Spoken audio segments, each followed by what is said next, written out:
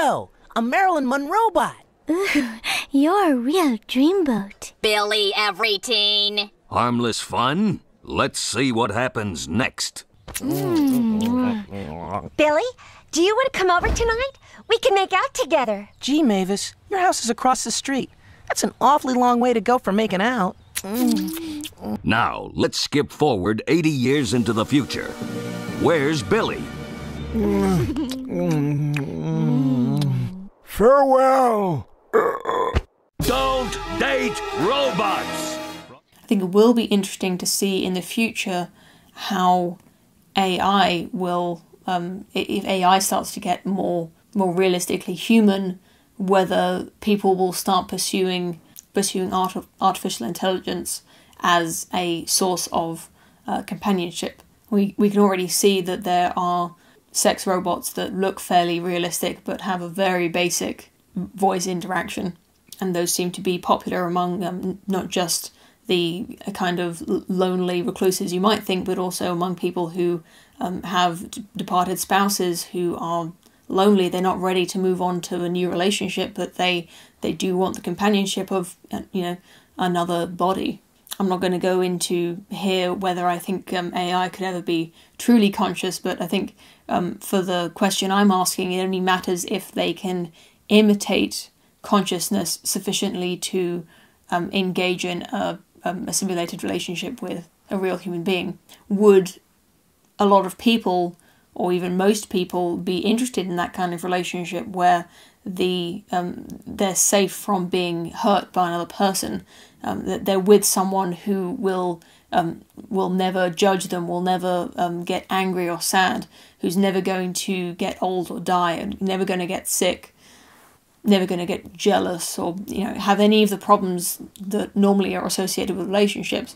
Or are people willing to just forego all of the trouble for something that gives them some of the good aspects of a relationship? I think it will be interesting to see what happens. But in my personal speculation, I think that people naturally they want something real. They want another real human being who actually feels something for them, rather than something that is just simulating affection for them. I'm sure many of you know the pleasure that is making another person laugh, or making someone that you like laugh, whether it's your friend or a romantic partner or family, or saying something witty or just silly that makes another person feel joy is a satisfying experience.